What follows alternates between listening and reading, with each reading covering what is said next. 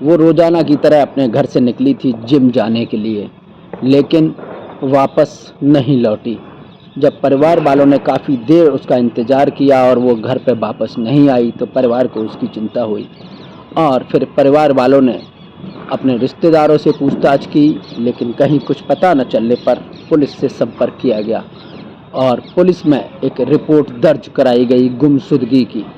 एक व्यवसायी की पत्नी, 2 बच्चों की माँ जब अपने घर वापस नहीं लौटी, तो पुलिस ने खोजबीन जारी की, लेकिन 24 मई 2024 की ये सत्य घटना एक अनबूझ पहेली बन गई और लगभग 4 महीने के बाद पता चला कि वह युवती एक कंकाल के रूप में मिली बेहद सुरक्षित माने जाने वाले जिलाधिकारी कंपाउंड के पास अधिकारियों के एक प्रांगण में, जहां चारों तरफ पुलिस का पहरा होता था। लेकिन इस पहरे को धता बताकर एक जिम ट्रेनर ने उस युवती को 10 फीट का गड्ढा करके उसमें दफना दिया था। 4 महीने तक पुलिस हाथ पर हाथ धरे बैठी रही, लेकिन उस युवती का पता नहीं लगा सकी। लेकिन जब परिवार वालों ने मुख्यमंत्री श्री योगी आदित्यनाथ से संपर्क किया और प्रधानमंत्री कार्यालय तक इसकी खबर पहुंची, तो पुलिस ने सरगर्मी से उसकी खोजबीन जारी की और अथक प्रयासों के बाद पुलिस को हाथ लगा एक सुराग। वो था जिम ट्रेनर विमल सोनी, जो 4 महीने तक पुलिस की आंख में धूल झोंकता रहा और अपने मोबाइल को स्विच ऑफ करके वह चला गया था पंजाब में किसी ढाबे में एक वेटर के रूप में काम करता रहा। लगभग 4 महीने के बाद जब उसने सोचा कि शायद अब इस मामले को पुलिस ने ठंडे बस्ते में डाल दिया है, तो वो निश्चिंत होकर वापस आ गया कानपुर।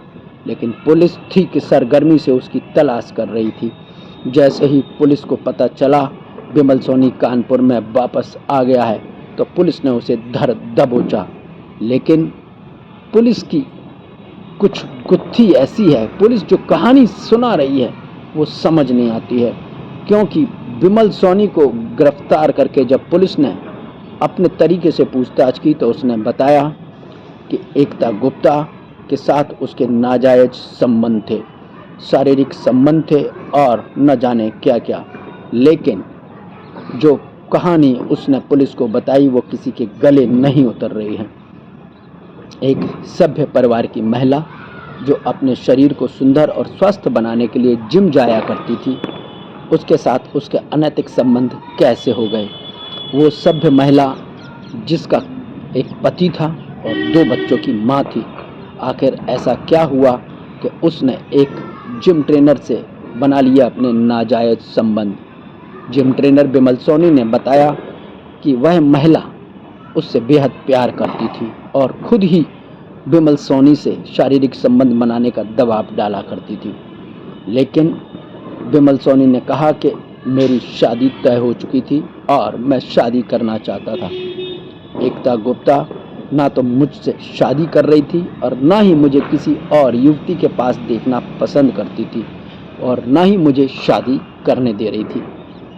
अब ऐसी परिस्थिति में मैं परेशान हो गया था कि ना तो एकता गुप्ता मुझसे शादी करती है, ना ही किसी और महिला से मुझे बात करने देती है और ना ही वो खुद शादी करने को तैयार थी।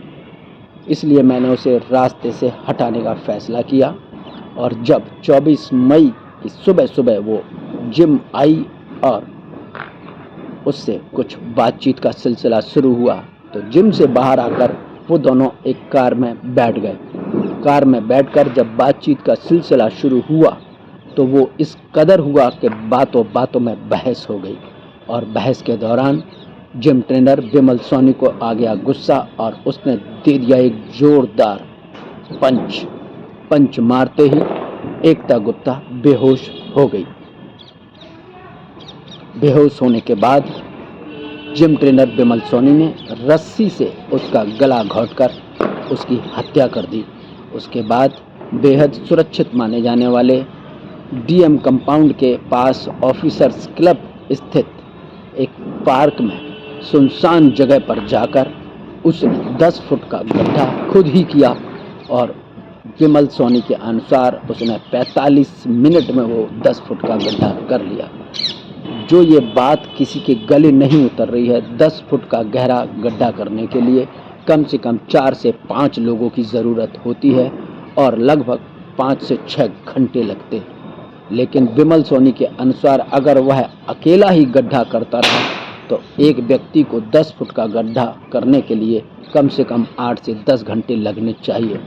लेकिन विमल सोनी ने बताया कि उसने मात्र 45 मिनट में वो गड्ढा किया, जिसमें उसको दफना दिया और उसके बाद वहाँ से चला गया। एकता गुप्ता के मोबाइल को उसने तोड़कर बिठूर के पास कहीं फेंक दिया। लेकिन जो बात ये पुलिस ने बताई है और विमल सोनी की कहानी मैच नहीं करती है। दोस्तों, ये घटना सबको हतप्रभ कर देने वाली है। पहले पुरुष बाहर काम किया करते थे, महिलाएं घर की जिम्मेदारी को संभालती थी और पुरुष बेफिक्र होकर अपने परिवार के लिए, गुजर बसर के लिए धनोपार्जन करते थे। लेकिन अब ज़माना बदल गया है, टेक्नोलॉजी का ज़माना है और महिलाएं भी सशक्त हो रही हैं। महिला सशक्तिकरण बहुत अच्छी बात है। ये जो कहानी है ये समझ नहीं आ रही है। पुरुष परिवार में अपनी बेटी का ध्यान रखे, बच्चों का ध्यान रखे या पत्नी का ध्यान रखे, इतना सब कुछ करने के बाद वो अपना काम कैसे करेगा? तो दोस्तों, यह है एक भरोसे की चीज़। पुरुष और महिला, पति और पत्नी भरोसे की तर्ज पर काम करते हैं, जहां उनके चरित्र का निर्माण एक दूसरे के भरोसे पर ही रहता है। लेकिन जो कुछ भी बताया गया वो किसी के गले नहीं उतर रहा है और एक हंसता खेलता परिवार बर्बाद हो चुका है। दोस्तों, ये कहानी है कानपुर की और मैं दीपक सालोत्री आपको दहशत की दुनिया के माध्यम से ये सारी जानकारी आप तक पहुंचा रहा हूं। दोस्तों, आज के बदलते ज़माने में पुरुष महिला सभी काम करते हैं, लेकिन रिश्तों का ये ताना वाना कैसा है समझ नहीं आ रहा है। कहीं पति और पत्नी के बीच झगड़े हो जाते हैं तो कहीं किसी बात को लेकर क्लेश बढ़ जाता है। अभी पिछले कुछ दिनों में जो घटनाएं सामने आई हैं उसमें एक दादा ने ही अपनी पोती का बलात्कार कर दिया। ये सच्ची घटना है जौनपुर की। जौनपुर में 40 साल पुराने एक ज़मीनी विवाद में कुछ युवकों ने 17 साल के ताइक्वांडो के खिलाड़ी जो अपना भविष्य बनाना चाहता था और अपने भारत देश के लिए खेलना चाहता था, लेकिन उस 17 साल के नौजवान की एक तलवार से सर काटकर उसके धड़ से अलग करके सनसनीखेज वारदात को अंजाम दे दिया। अगर दोस्तों आप पहली बार इस चैनल को देख रहे हैं दहशत की दुनिया, तो जल्दी से इसको सब्सक्राइब कर दीजिए, लाइक करिए और शेयर कर दीजिए। दोस्तों, ये सत्य घटनाओं पर आधारित है ये चैनल, आपका अपना दहशत की दुनिया। तो दोस्तों, आज के अंक में बस इतना ही। आगे और सत्य घटनाओं पर प्रकाश डालेंगे और आपको ऐसी ही सत्य घटनाओं से रूबरू कराने के लिए मैं दीपक सालोत्री लाता रहूँगा ऐसी ही खबरें जो हमारे और आपके बीच इसी समाज में घटती हैं, लेकिन उनको ठीक करने का जिम्मा कौन लेगा ये सोचना पड़ेगा। बने रहिए दहशत की दुनिया में। दीपावली आप सबके लिए शुभ हो। नमस्कार।